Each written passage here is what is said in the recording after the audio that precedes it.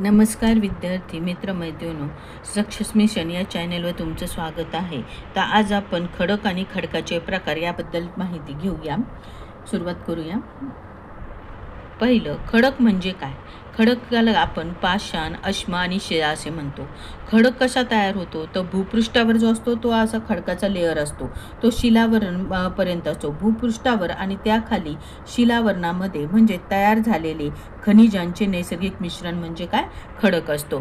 तर आता खडकाचा मुख्य गुणधर्म कोणता? तर खडकाचे गुणधर्म हे त्यातील खनिज आहे. खनिज आणि निर्मिती प्रक्रियेवर काय असतं? खडकाचे गुणधर्म हे अवलंबून असतात. प्रामुख्याने खडक हे 4 घटक किंवा खनिजे त्यामध्ये आढळून येतात. तर कोणते कोणते? तर पहिलं आहे सिलिका, दुसरं ॲल्युमिनियम, तिसरं मॅग्नेशियम आणि चौथं लोह. पुढे पाहूया.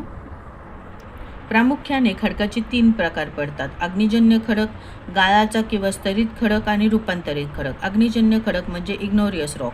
ज्वालामुखीच्या उद्रेकातून याची काय होत असते? निर्मिती होते, म्हणून याला मूळ खडक असे म्हटले जाते. गाळाचा किंवा स्तरित खडक याला सेडिमेंटरी रॉक म्हटले जाते, जी निसर्गाच्या ऊर्जेने आणि दाबाने थरावर थर साचून काय होते? याची निर्मिती होत असते. रूपांतरित खडकाला मेटामॉर्फिक रॉक म्हणजेच प्रचंड उष्णता आणि दाबामुळे मूळ खडकाचे बदललेले रूप म्हणजेच रूपांतरित खडक होय. पुढे पाहू. तर आता अग्निजन्य खडक म्हणजे इग्नोरियस रॉक म्हणजे काय?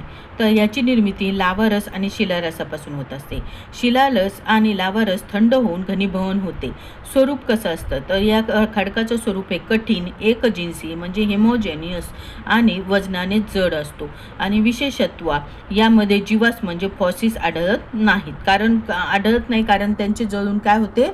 त्या राख होते. त्यामुळे यामध्ये त्या जीवाश्म हे किंवा फॉसिल्स आढळत नाही. पुढे पाहू. निसर्गाचे स्थापत्य बेसॉल्ट आणि महाराष्ट्राचे किल्ले म्हणजे जे काही इग्नोरियस रॉक आहे त्यापासूनच बेसॉल्ट रॉक हा बनलेला असतो. तर महाराष्ट्राचे पठार आणि सह्याद्रीची निर्मिती ही याच प्रमुख अग्निजन्य खडकाने झाली आहे. तसेच डोंगरी किल्ले आणि तलाव, बहुतांश डोंगरी किल्ल्यांचे बांधकाम याच स्थानिक खडकातून झाले. बांधकाम करताना ज्या खाणीतून दगड काढला त्याच खड्ड्यांमध्ये पावसाचे पाणी साठून किल्ल्यावर तलाव म्हणजे टँक निर्माण केले गेले. तसेच प्युमिस म्हणजे पाण्यावर तरंगणारा खडक. तर हा जो खडक असतो, नॉर्मल जे दुसरे खडक असतात तर त्या खडकांचे सच्छिद्र नसतात. हा खडक तुम्ही पाहू शकता, जो नॉर्मल आहे तो अग्निजन्य खडक आहे, त्याच्यामध्ये घनता जास्त असते त्यामुळे तो पाण्यामध्ये डुबतो. परंतु जो खडक हा सच्छिद्र असतो, कमी घनता असलेला असतो, त्याला सच्छिद्र खडक म्हणतात. कारण त्याच्यामध्ये असे तुम्ही पाहू शकता छिद्र असतात. हे छिद्र आहेत, त्याच्यामुळं काय होतं की तो पाण्यावर तरंगतो. तर हा कसा तयार होतो? तर हा खडक प्युमिस हा ज्वालामुखीच्या फेसापासून तयार झालेला अग्निजन्य खडक आहे. तो सच्छिद्र असतो व त्याची घनता अत्यंत कमी असल्याने तो पाण्यावर सहज तरंगतो. यावर प्रश्न आलेले आहेत पहा, तुम्ही लक्षात ठेवा. खडक आणि खडकाचे प्रकार यावर बऱ्यापैकी प्रश्न विचारले जातात. पुढे पाहू. तर गाळाचा किंवा स्तरित खडक म्हणजे सेडिमेंटरी रॉक. आता याची निर्मिती कशी होते? तर अपक्षय म्हणजेच ऊन, वारा आणि पावसामुळे मूळ खडकांचे काय होतात? तुटतात आणि त्यांचे तुकडे होतात. त्यानंतर हे तुकडे नदी, हिमनदी वाऱ्यांबरोबर कणांचा काय होतो? त्यांचा ज्या तुकड्यांचं कणात रूपांतर होतं आणि त्यांचा प्रवास नदी, हिमनदी आणि वाऱ्याबरोबर सुरुवात होते, म्हणजे वहन होते, त्यांचे ट्रान्सपोर्ट होते. पुढं संचयन म्हणजे डिपोजिशन. मग ते जे वाहत गेलेले छोटे छोटे कण असतात ते एका ठिकाणी सखल भागा म्हणजे काय होतात? सखल भागामध्ये ते एकावर एक काय साठले जातात आणि मग सखल प्रदेशामध्ये एकावर एक थर साचतात आणि त्यापासून लेअर तयार होते. त्यानंतर निर्मिती म्हणजे फॉर्मेशन कसं होतं? तर प्रचंड दाबामुळे एकसंध होऊन स्तरित खडक हा तयार होतो. तर स्तरित खडकाचं वैशिष्ट्य काय आहे? तो हा खडक हा सच्छिद्र असतो, वजनाने हलके असतात आणि ठिसूळ असतात. आणि त्याचे उदाहरणं कोणते आहेत? तर वाळूचा खडक, चुनखडक, पंकाश्म आणि प्रवाळ हे त्याची उदाहरणे आहेत. पुढे पाहू. तर आता जे काही खडक असतात त्याच्यामध्ये सुद्धा कधी कधी खडकांवर असे प्रचंड दाब किंवा ठसे आढळून येतात, म्हणजे फॉसिल्सचे ठसे आढळले जातात. तर ते का आढळले जातात? तर ज्यावेळेस मृत प्राणी व वनस्पती खाली जातात गाळामध्ये, तुम्ही पाहू शकता इथे की मृत प्राणी वनस्पती नंतर गाळात खाली गेलेले आहेत आणि मग त्या गाळात गाडले जातात आणि मग त्यांच्यावर प्रचंड दाब आणि निर्माण होऊन त्यावर त्या खडकांवर देखील काय होतं, यांचा ठसा निर्माण होतो. हे जे ॲनिमल्स असतात किंवा झाडाचे हे असतात त्याचं काय होतं, एक ठसा त्याच्यावर खडकांवर निर्माण होत असतो, तो नष्ट केला जाऊ शकत नाही. जसे अग्निजन्य खडकातील प्रचंड उष्णतेमध्ये सजीव जळून खाक होतात, पण गाळाच्या थरांमध्ये सुरक्षित राहून त्यांचे जीवाश्म तयार होतात. पृथ्वीच्या जीवसृष्टीचा हा नैसर्गिक इतिहास आहे आणि हे जे असतात ते मग खोदून खोदून काढले जातात जीवाश्म, हे तुम्हाला माहितीच असेल. पुढे जाऊ.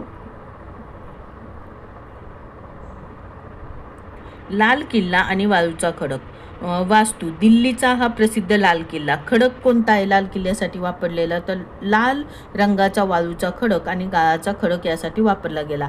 या खडकाचं उगमस्थान कोणतं आहे, तर राजस्थानमधील जयपूर परिसरातील खाणींमधून हा खडक आणला गेला. हा वैशिष्ट्य काय या खडकाचं, तर हा खडक तुलनेने मऊ असल्याने त्यावर नाजूक नक्षीकाम करणे अत्यंत सोपे जाते, जे मुघल स्थापत्याचे काय वैशिष्ट्य आहे. पुढे जाऊ. आता तिसरा खडक म्हणजे रूपांतरित खडक, मेट्रामॉर्फिक रॉक. आता हा कसा बनला जातो, तर तुम्ही पाहू शकता प्रक्रिया कशी आहे. तर याचे मूळ आणि गाळाच्या खडकांवर प्रचंड दाब, म्हणजे जो मूळ अग्निजन्य खडक आणि स्तरित खडक गाळाचे खडक, तर यांच्यामध्ये प्रचंड दाब आणि उष्णता पडल्याने त्यांचं मूळ स्वरूपात आणि रासायनिक गुणधर्मामध्ये काय होतो, बदल होतो आणि पुन्हा स्फटिकरण म्हणजे परत त्यांचे तुकडे होतात. मूळ खडकातील स्फटिकांची रचना बदलते आणि मग त्यांची काय होते, रचना बदलते. आणि त्याचं वैशिष्ट्य काय आहे, तर ते वजनाने जड असतो, अत्यंत कठीण असतो आणि यात जीवाश्म नष्ट होऊन जातात. रूपांतरित खडकामध्ये काय होतं, जीवाश्म नष्ट होतात आणि रूपांतरित खडक हा भूहालचालीमुळे आणि ज्वालामुखीच्या उद्रेकामुळे काय होतो, तयार होत असतो. पुढे जाऊ. निसर्गाची कलाकृती संगमरवर. तर आग्रा येथील ताजमहल हा पूर्णपणे संगमरवर म्हणजे मार्बल रूपांतरित खडक वापरून बांधला आहे.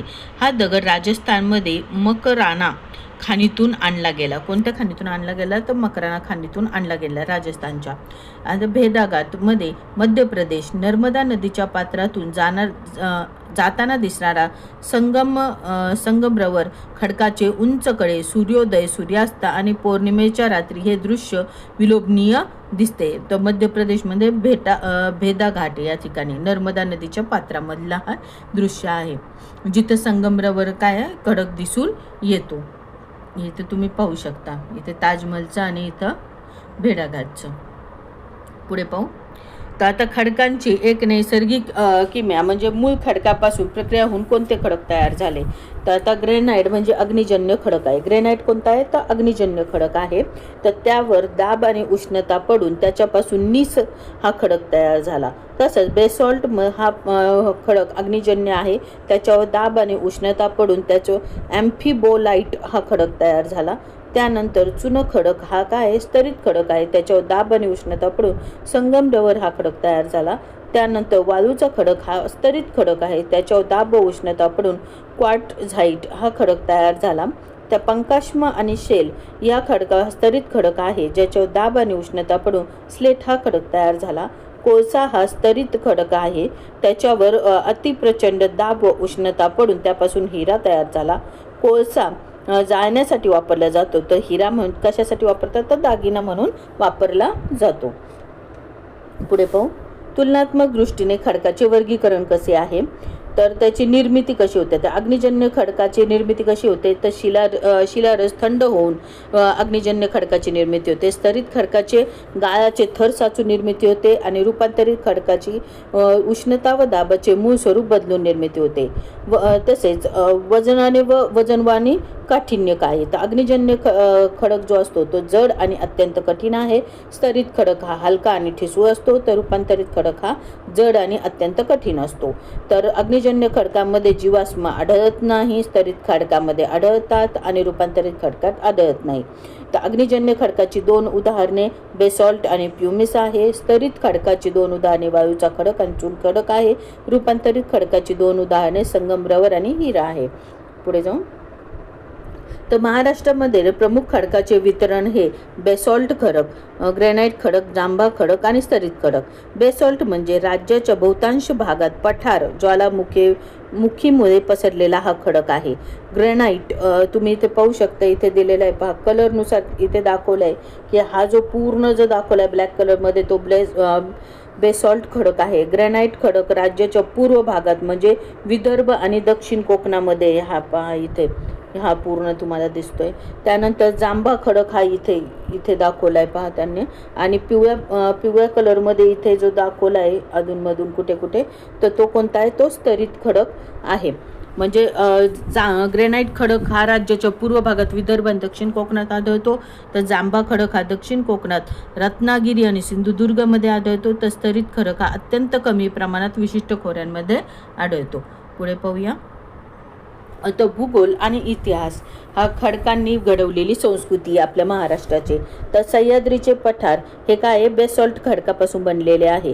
बेसॉल्टचे साम्राज्य आहे. मध्य महाराष्ट्रातील सर्व प्रमुख गड किल्ले बेसॉल्टच्या काळ्या टणक पाषाणात उभे आहेत. दक्षिण कोकण किनारपट्टी ही जांभा खडकाने, तिथे जे किल्ले बनलेले ते जांभा खडकाचे किल्ले आहेत. रत्नागिरी आणि सिंधुदुर्गमध्ये आढळणाऱ्या तांबड्या रंगाच्या जांभा खडकाचा उपयोग किनारपट्टीवर जलदुर्ग आणि बांधकामासाठी प्रामुख्याने केला गेला. खाण व्यवसायाचे केंद्र आहे.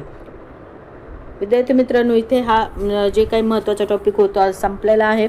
तर तुम्हाला जर माझे व्हिडिओ आवडत असतील तर नक्की लाईक करा, शेअर करा, आणि तुम्ही चॅनलला जर सबस्क्राईब केलं नसेल तर जरूर सबस्क्राईब करा. पूर्ण व्हिडिओ पाहत जा. पूर्ण व्हिडिओ पाहिल्याबद्दल तुमच्या सर्वांचे धन्यवाद.